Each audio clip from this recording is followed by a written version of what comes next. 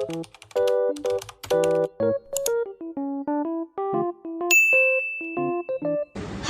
aku Vanessa Widya Arianto dengan nomor NIM V3822020. Di sini aku mau menjelaskan bagaimana sih cara kita menerapkan etika dan komunikasi yang efektif di dunia kerja. Tentunya hal tersebut sangat penting saat kita terjun di dunia kerja nanti. Tapi sebelum itu kita harus mengetahui dulu apa sih arti etika, apa sih arti komunikasi.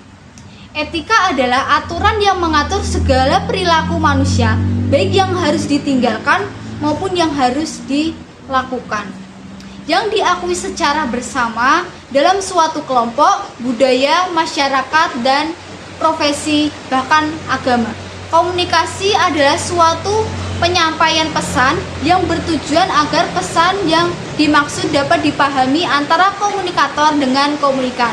Jadi, etika komunikasi dapat diartikan sebagai aturan komunikasi yang baik dalam komunikasi, baik dilakukan secara langsung ataupun melalui media sosial. Kenapa etika komunikasi itu penting? 1.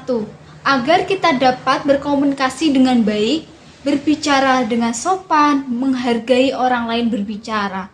2. Agar orang lain dapat memahami apa yang kita komunikasikan sehingga pesan yang disampaikan dapat diterima dengan baik.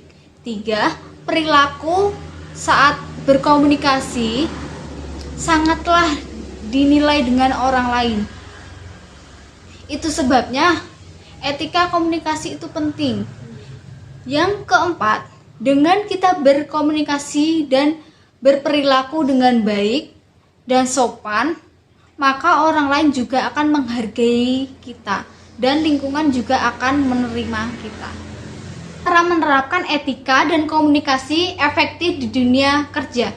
1. Kita harus memperhatikan bahasa yang sesuai. Jika kita berasal dari Jawa Timur sedangkan teman kita berasal dari Bandung, kita harus menggunakan bahasa Indonesia agar sama-sama bisa memahami. Yang kedua, menggunakan intonasi yang jelas. Berkomunikasi menggunakan intonasi yang sedang, tidak terlalu keras dan tidak terlalu kecil, agar teman kita dapat mendengar dengan jelas dan dapat diterima dengan baik.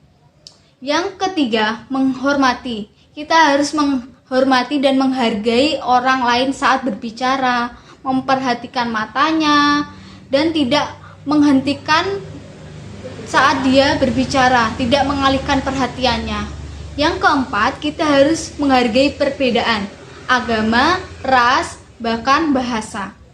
Yang keenam, rendah hati. Kita harus saling tolong-menolong. Jika ada teman yang meminta tolong, kita harus membantu. Jika kita melihat teman yang kesusahan, kita harus membantu dan tidak boleh sombong. Yang keenam, gestur wajah atau postur tubuh. Itu sangat mempengaruhi dalam komunikasi yang efektif.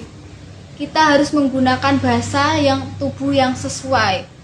Jika teman kita mengajak bicara tapi kita sibuk bermainan HP, itu artinya kita tidak menghargai dia. Dan dia juga bakal merasa kecewa karena kita tidak menghargai dia berbicara.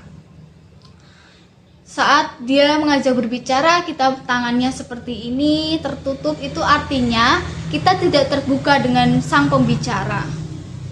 Sebaiknya kita menggunakan bahasa yang sopan, bahasa yang baik agar tidak menyakiti hati.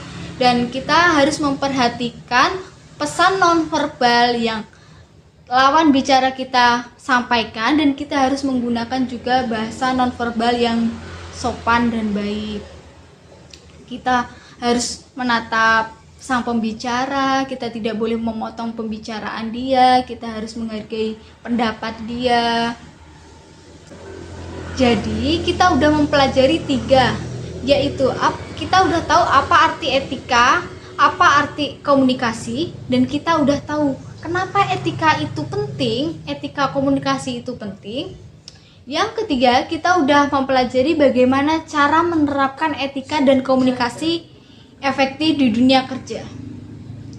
Sekian materi yang saya sampaikan, semoga bermanfaat. Terima kasih. Dadah.